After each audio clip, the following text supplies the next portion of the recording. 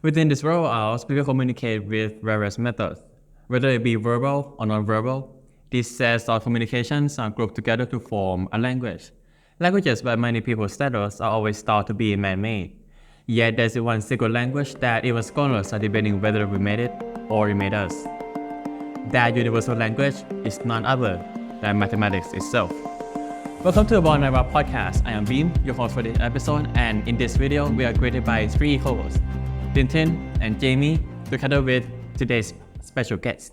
Hi. So, given an example, if we were to talk about pi by its name is one of the numbers that we've known since we were young. Yet we did not really give it much thought about where exactly did it come from. Unlike today, mathematicians had no exact context to study or nor to guide with, which is confusing. It begs the question, what exactly do ancient people think? How could they even come up with such concept? Well, fair enough, because we will have a podcast ready to spill that bean. Okay, wait. Before we get into pi, right? Yeah. Before we get into the origin of pi, how about we talk about all numbers, all numbers in general, starting from the very basics of humanity. Yeah, sure thing. Take it away. Okay, all right. So imagine you're a caveman, millions of years ago. What would you possibly use numbers for? Well, counting, right? There is an apple or there are two rocks or something like that. And since we have 5 fingers on both hands to count, we naturally count to 10 or any number that is a multiple of 5, like 60 or something like that. Yeah, so we had natural numbers? Yes, we first had what's called counting numbers. In fact, people put tally marks on bows and rocks even before alphabets were even invented. Then later on, people started to deal with a broader use of numbers. They use them for weights and measures, which requires comparing two values, which is the use of ratio. And so because of this, rational numbers come after ratio, rational, right? But still, that wasn't enough for civilizations to build their shelters or, a huge tombstone for their leaders, I guess.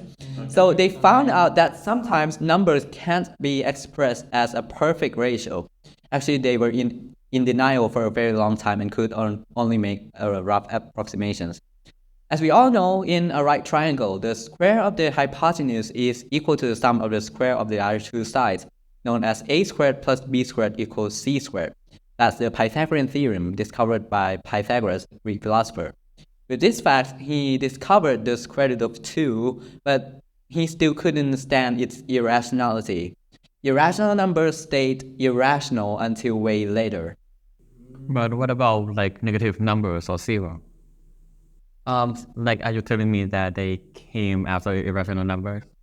Well, not really. If we look into the historical and cultural factors, we can see that Greeks and Roman Empire prioritized using math in a more concrete way, like in architecture. So the numbers that were used will be, concrete and visible. Okay, that makes and that just describes positive numbers.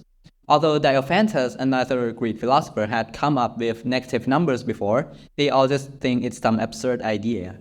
However, in other civilizations, take Indian for example, they accepted the use of negative numbers in calculating debts and losses. And since you guys are Buddhists, right? Yeah. You probably heard about nirvana, which in a nutshell is basically a state of nothingness. So that's why zero is also became tolerable for Indians too. So can I talk about pi now? Oh, sorry, I interrupted you, right? Go ahead. Don't worry, it's not. So pi is a constant term which refers to the ratio of a circle's circumference to its diameter, approximately equal to 3.14. Nevertheless, what you just listened to previously is not how it originates.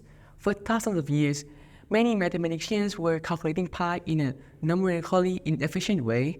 They started by drawing a hexagon inside a circle and drew a square around the same circle. By comparing the ratio between both shapes' perimeters and the diameter of a circle, they only know that a pi is somewhere between 3 and 4. They then bisect the polygon into finer and finer shapes to get a better approximation. This was actually a famous method for around a millennium. Rudolf van Selen, a Dutch mathematician, even spent 25 years calculating 5 years. That's half of his life, I think. Yeah.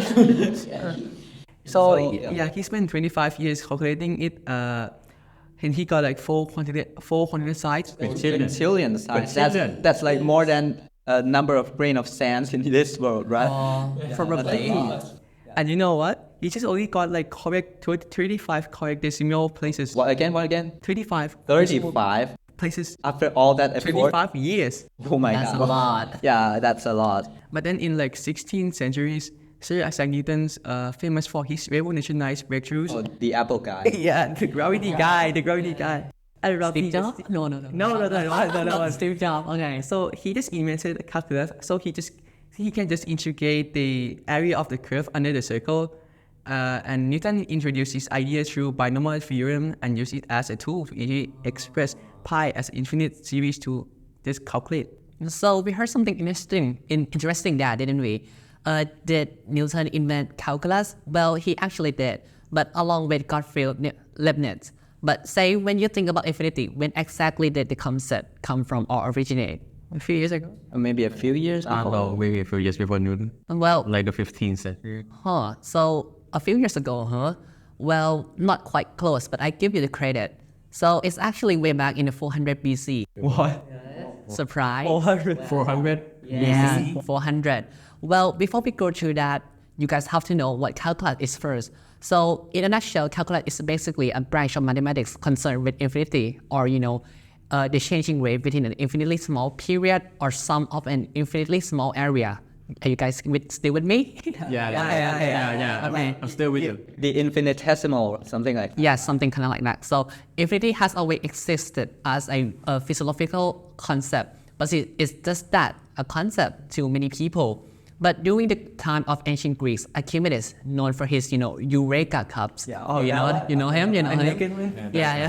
The naked man. Yeah. So he think of a way to calculate the area of a circle by, cutting them into pizza slices and rearranging them so you get, like a shape that fairly looks like a rectangle. The short side would, be the rectangle radius. The short side would be the short side of the rectangle would be the radius, while the long side would be half of the circumference. Okay. So pi r. Yeah, pi r squared, something kind of like that. Okay. There's also this paradoxical question called dichotomy paradox, about walking to the other side of the room. So but you can only walk to the half of the room left remaining. So how will you reach the other side of the room, since the distance of the room can be infinitely divided, right? Yeah. I can't get to the other side of the room. Yeah. Exactly. Although this question start off as quite mind-bending puzzle, this is actually a perfect representation of what limit of an infinity is. Okay. Like an infinite sum. Yeah, like an infinite sum, kind of like that. Another example would be like a half, a fourth, or an eighth of something, so Like on and a on and half on. plus a fourth plus an eighth and so on. And so on, exactly. That's the same thing as the previous paradoxical question, right? Yes, it's the same thing. So when you add all of that fraction together, the result would be equal exactly to 1. So that's basically the concept of it. So this theories gradually shaped over time until it's landed in our mathematics textbooks, and that's pretty much it. Isn't that right, Bim? Yeah, that's right. Thank you, Ike. Okay. As you can see, all of these mathematicians that we mentioned in this episode have gone through numerous and sophisticated thought processes just to come up with theoretical breakthroughs and concepts that we have studied for a long portion of our lives. Comparing those calculations and mental power to pioneer these theories with our math classes, it is apparent that we high schoolers are studying a extremely simplified and easy version of those theories, right, guys? Yeah. Yeah, that's Yeah. right. Exactly. Pretty much it. So, So indeed, we feel that mathematics we all go through in our life is really underappreciated. Like it's actually very easier than what we initially thought, right? The concepts that we study and to the exam for sure were difficult, but looking back at how much more it could have been, studying math became so bearable all of a sudden. Yeah. Those mathematical ideas have been all absurd during the time that they were initially presented. Bro, don't force yourself. Yeah, well, despite those ideas being rejected at that time, like, negative numbers, zero, or even imaginary numbers, those ideas are later proven to be useful and significant. Useful? It is. It is. Look at Trust me. the iPad right here. It's literally made out of math. Well, anyway, where am I again? Okay. These ideas are later proven to be useful and significant to the fundamentals of our world.